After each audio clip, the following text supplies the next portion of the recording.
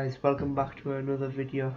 In the last one we went over functions and how we could use them in every part of our code. We've seen how we can create functions, we've seen how we can reuse it and why it's better than not using a function. In this one we'll be learning loops. Loops are really difficult and I've seen most beginners get stuck on this, so hopefully I can make a video for you where you could fully understand why we use loops and how we can use it and where we can use it. And if this video does help you, make sure to subscribe and like, as it will help me out too. If you got any questions, make sure to comment down below. I might make this a two-part concept video, since loops are really difficult to understand. First part will be about while loops, second part might be about first part will be about for loops, and second part will be about while loops. So let's get right into it. Well, what is the loop and why do we use it? So let's say we had print, we do print hello world, and we do that 3 times. I did that by holding shift alt and press down 3 times. That is possible, right? It'll print hello world 3 times. But let's say if you wanted to print it like 11 times, well then we'll just have to write more lines of code. And this looks ugly, to be fair. It just repeats the same thing over and over again. We can do this 11 line of code in 2 lines, and I'll show you how. Let me just clear this. So we start with for. So for just basically means I'm telling Python I want to create for loop. I in range.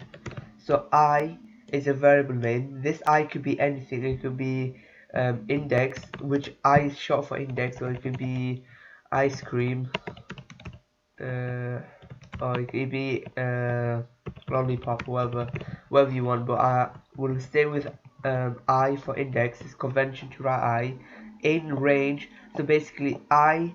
So every time we need to put numbers in here. So we do 10. So in range, so I in range, so meaning when I is inside range of 10, and 10 is range of 10 is 1 to 10. So let me just do this. If you remember from our functions, this pass basically means do nothing.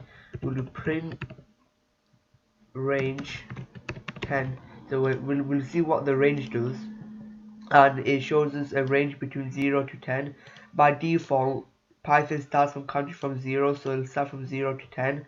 And then what's this saying is for I in range, so the first loop I will be 0, the second loop I will be 1, and each time this loops around, I gets incremented until I isn't in 10. So if I isn't in 10, the loop stops, but if I is in 10, the loop carries on. Hopefully that made sense. I'll start up this for loop right now. So let's say we wanted hello world 10 times. This won't print out hello world 10 times. Function does here, it prints it out 10 times. But let's look at this I value. We could actually use this I value inside of the print, and we can do this by doing just writing I. So we can do an f string number I, and then we run this. This won't print 1 to 10, this will print 0 to 9. Since Python starts from counting from 0, it'll do 1, 2, 3, 4, 5, 6, 7, 8, 9, 10. We can see there's 10 numbers here, but since Python started from counting from 0, it'll basically count from 0 to 9, and that's 10 numbers. So how we explicitly tell Python to start from counting from 1, we do a 1 here, so we're telling Python to start from 1 and then go to 10, but this still won't work. Well, it will work, but it'll create a logical error for us. So we're now starting with number 1, which is great, but now we're not ending with number 9. And this is because Python goes up to this number, but it doesn't count this number, so we have to do 1 to 11, and now we'll get 1 to 10, and we're basically looping around here. So I'll explain exactly what's happening. So in loop 1, I is equal to 1, since in the first loop we told I to equal 1, and so it prints out number 1, and then in loop 2 I is equal to 2, and then loop 3 I is equal to 3, and then it carries on all the way to loop. So we're in loop 10 right now. Okay, so loop 10 I is equal to 10, and then loop 11 I is equal to 11, and then loop 12 I is equal to 12. But if you notice here, 12 exceeds this number, so if I is not inside 1 or 11, what will happen is no, actually it would actually break here. When I is equal to 11, it will break here. So if I isn't between if it's not 1 or onwards or less than 11, then I will break. When I mean break, it means I will stop this for loop and it will carry on the code. So we'll do print we'll do code executed. So what would happen here is it'll print 1 to 10, and then it'll print this. It won't do number 1 then that, then number 2 then that. It doesn't go back and forth. So it does 1 to 10, and then it prints code executed. And this is essentially what loop is. It helps us do repeat tasks, because there's a concept in programming called dry, and it means don't repeat yourself. And this concept is very useful when using functions, classes, or even loops, because if you repeat yourself, it means you have to do more steps. So let me explain. If we had me print hello world, and then we do 3 times, but if we needed to print hello world 8 times, well, then that means we have to do another 8 steps, another 5 steps, since we've already printed it 3 times. So 3, 6, 7, 8. So since we did another 5 steps, there's a chance where in those 5 steps we make one mistake, because programmers make mistakes all the time. So when you make one mistake, you have to go debug everything. Unless you had like a really big script, a really big code file, and you change one thing, and if you change that one thing, something else changes. So what you have to do is make sure you change as little as you can whilst basically doing the same thing. So if we wanted to change this to 9, we only have to change one thing, and it's this number. This is the only thing we have to change, apart from when we have to print hello world manually, we'll have to print hello world 9 times. So it's not really great using when it's not really great repeating yourself. So that's why for loops are really important. So I'll give you another example of why for loops are really important. So we'll use for loops can loop over a list. So let's say we have a list called we'll start from our first we'll go back to how we did our list. We did shopping list equals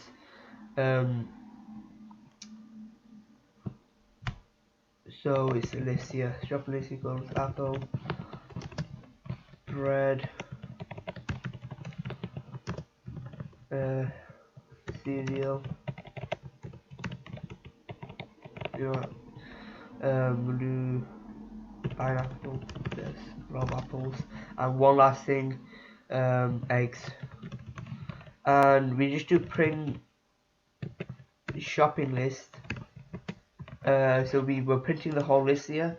So if you wanted to print out the whole list individually, we'll have to do shopping list 0, and then 1, 2, 3, one more time on 4 because 0 1 2 3. Oh, I see, I made a mistake here. Is 4 is in an index. See how easy it is to make a mistake when you have to repeat yourself. Sometimes you do have to repeat yourself, but in most cases you shouldn't. In here you see we use 4 lines of code just to basically essentially do the same thing, apart from changing these numbers. But we could use a for loop here. There's 2 ways we can use the for loop here. We're going to for, we'll do the range method first for I in range, and then we can do the length. This is really key to understand. We can do the length of the shopping list array plus 1, and I'll explain why we did plus 1 soon. Then we do print shopping list, and then we do I inside here. So basically in loop 1 it'll start with index 0 because Python always starts from 0. So in loop 1 I will equal 0, and once it's loop 2 I will equals 1, and then it'll do that until it reaches this point. Hold up, actually it shouldn't be plus 1.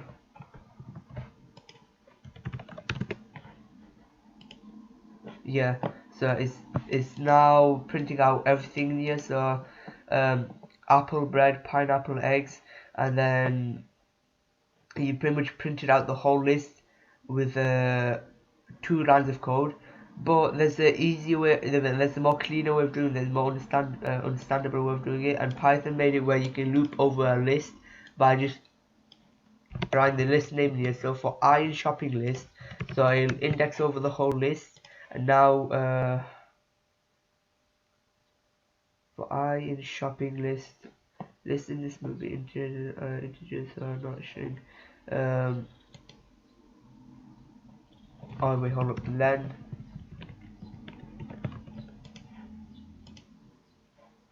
Oh wait, yeah, I see what I've done. So for I in shopping list, and all you have to do is print I.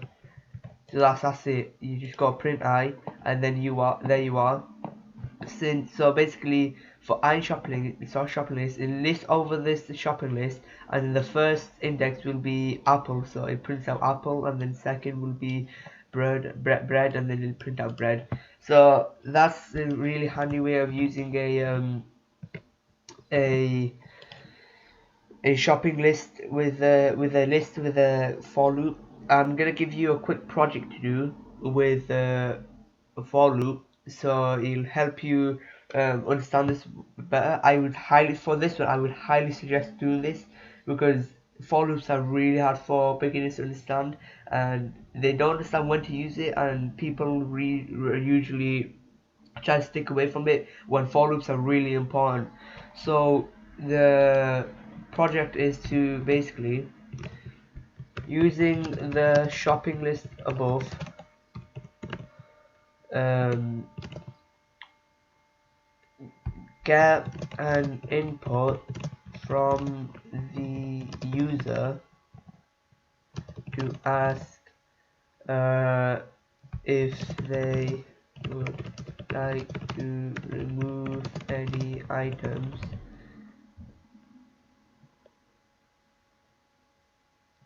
Hold up, actually. No, if we'd like to remove that specific item, and then if yes, delete, if no, move on to the next index. So basically what I'm trying to say is, using the shopping list for loop over the items in shopping list, print out the item first, and then tell them to input a uh, a value, uh, either yes or no, or y or n, and then if they say yes, delete that item from the shopping list. If they say no, then don't. Let me show you one quick thing though. We do ask equals input asking, we run this. So it's basically asking you the for loop. This for loop won't go repeat until you enter a value. So it enters you 4 times since there's 4 items in the list. So hopefully that makes sense. I'll give you 5 seconds and hopefully you can come back with the answer.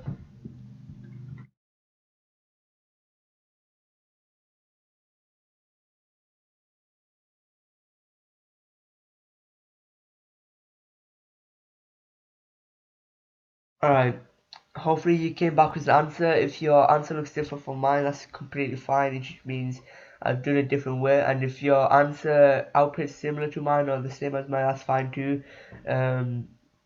Hopefully you've got it. Hopefully you attempted it, because this is a really important um, thing to grasp. So we start with a for loop, and the first instruction is using the shopping above. So we need to use I in. We could use range, but range will make it more complicated than it needs. We can just do shopping list and then print shopping list, see what happens. Let's see if we made a mistake so far. And we did.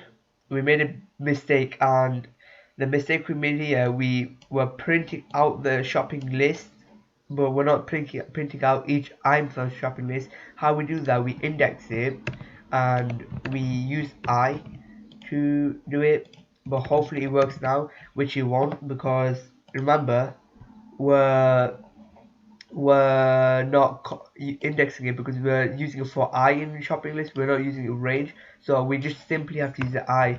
So you have to know how indexes works and when to use it or when not to use it. Error handle it maybe if you want.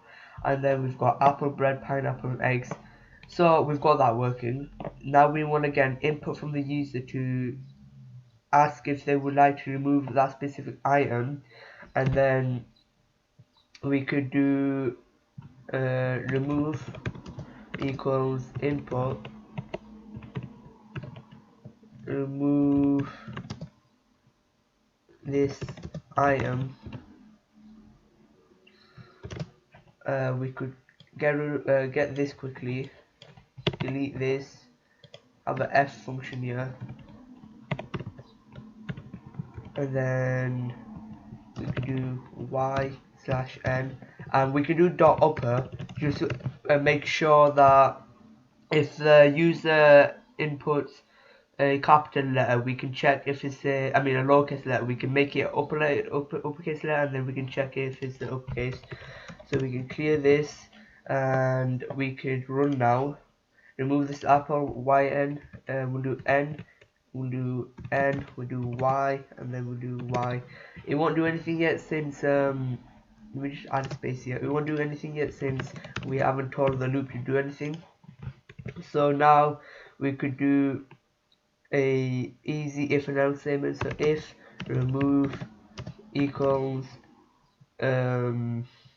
y, then what we could do is we could find the index of that item. So we could do index. Actually, no, we can't do index because index is actually we could do index, but it's better to do something like location, something like that. Location equals shopping list dot shopping list dot, what was it again? Shopping list dot index. Here was index, and then we do I. So what's happening here in this line of code? We have a variable called location, and then what we're doing here is we have a shopping list, and then we're in that shopping list we're looking for the index I. So we're looking for the index of the of this item one now. So we do print. Let's just print the location right now. And if we do else, we don't need a elif because it's gonna be either y or n. We could do an elif actually. We could do elif remove equals n, and then we do print item has not been removed. Alright, so let's see what happens when we run this. So remove this item. We don't want to remove it, so we do n, and that was mistake there. We do n. Item has not been removed. So we want to remove bread because we've already got bread. So we do y, and we can see it prints at 1. And we know this is true because bread is actually on index 1 because it starts on 0, 1, so it's on index 1. We will try pineapple. We say yes. Pineapple is in index 2, and then we do eggs. We do no, and item has not been removed. So now we actually have to remove this item. And we can do this by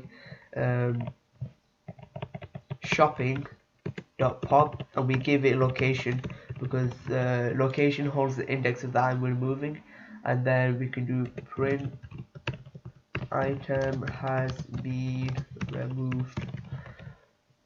So simple code, but it's important to understand these methods and attributes, since these are the stuff that help make your code glue together. Because if you don't use this, if these don't ever get used, then your code won't make sense, your code won't work. So we run this, we get remove apple, yes or no.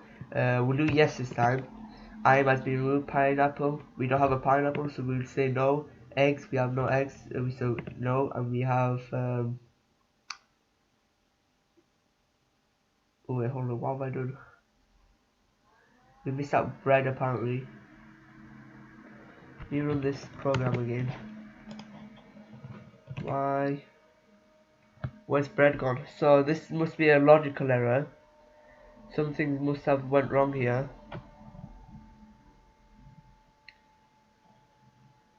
Why is bread not being shown? I see why. So this is a logical error. So what's happening here is we're using for I in shopping list. So okay, so let's say we get rid of apple, and if we get rid of apple, then that means bread is now has the index of 0. So now what's happening here is we're on the first item, but then we've got rid of apple on first item, but now it should go to bread. But since we got rid of apple and we've done our first index, it goes to the pineapple. So what we'll have to do is actually think this a bit through. If we do in a range, so for I in range, we could try that, but the problem with that, it could do the same issue. We'll try it. For I in range, shopping list, and we have to remove the change to shopping list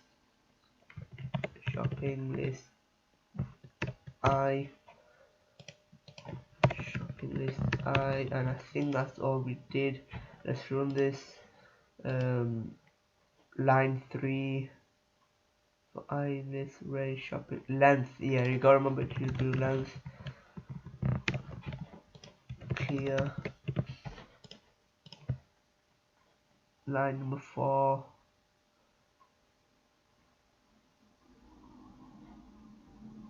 Yeah, I see what I did there. I did normal brackets, it should be square brackets. And now it should work. Apple, yes. Pineapple, no. No. It's still doing the same issue though. How could we fix this? Actually, there's a way we can do this actually. And we can do it where each time we say yes, we can have it where we basically do I equals I minus 1. So each time we say yes, we're changing I to remove 1 index. So we do yes, Now, still not working. Yes.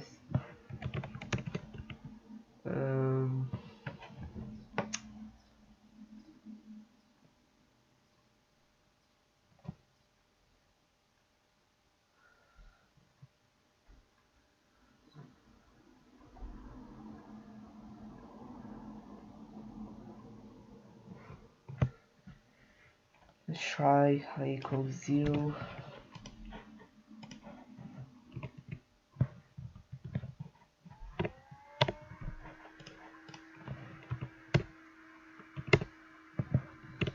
Still broken.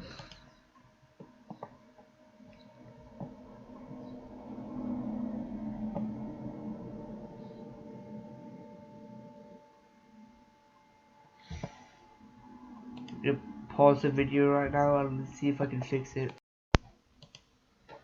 Alright, hey guys, back. I've just had a rethink of the whole thing and I've figured it out. The reason we're having the issue here is because we're mutating the original list to the point where it gets the for loop gets messed up with the indexes. So what would be a better solution is you just make a new list, make it empty. We can get rid of this line. This is actually an easier solution, a more easier solution than the other one. And all we have to do here is new list, the um, append I. So we're appending, if it's don't remove, then we're basically appending whoever they don't want to remove into this new list, and whoever they do want to remove we don't append. So this is the new updated list, and so we basically just print. Actually, let me show you what happens here. Actually, so we have apple. We want to remove this. I mean, we want to remove this here. And then we've got bread. We want to remove this. We've got pineapple. We don't want to remove this. We've got eggs. We want to remove this. The input works perfectly fine, but we need to see the output now. So let's check out the output. So we print the new list. We can delete this since we basically done the task, and we can just do yes for apple, no for bread, yes for pineapple, no for eggs. And now you can see we've got bread and eggs in our new list, and then this is our new list where it's been created, rather than changing our original list, because the problem we had before is when we change the original list, the for loop, the index gets confused, so it just hops one space whenever we say yes. And one more thing I'd like to do, since we've learned functions, I want to introduce that a bit in this video too. If you use functions in this project, that's great. I just want to use functions now to show you how you could do it if you never use functions. So let's just comment this line out for now. Let's do def remove. We won't do remove. Yeah, we'll do remove items, and then we can do. We want to take in a list, so we do items, and then that's all we need to take in. So like a list like this, and then we can just copy that, cut that, put this in here, and then let me just delete this. We don't need this. So now what we have to do is change all of these shopping lists into items. So because we're looping of items, and don't know why this is making it. Oh, I see. So we need to indent this. So now we've indented it, and that's basically it. We've now made a function. We just need to add this new list in. We need to put it make sure we put it before the for loop, because if we don't do it before the for loop, every time we do a loop, this new list gets mutated back to nothing. And then after the for loop, because you have to make sure we do this after the for loop, we return the new list. So you can tell this after the for loop, since it's not on the same line as these, but you can tell this is before the for because it's before the for. So now we do print, and we do remove items, and we can do we can enter a list of, let's do apples, bread, what was pineapple, I think it was eggs. So it basically does the same thing as the last one. So yes, yes, yes, and no. So now we're left with eggs. But what's better about this, we don't have to repeat ourselves. So if we wanna do this whole line of code, all we have to do is just do another print, and then we could do, instead of apples, we could keep instead of apple we could do oranges.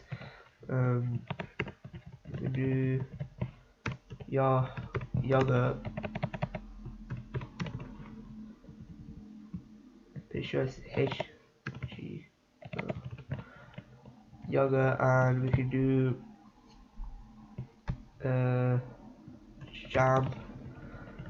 And we don't always need 4 items, so we can do this. Now we've got 3 items, and we can loop over them, so we can say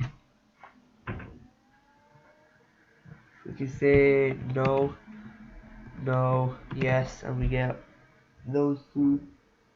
And then we could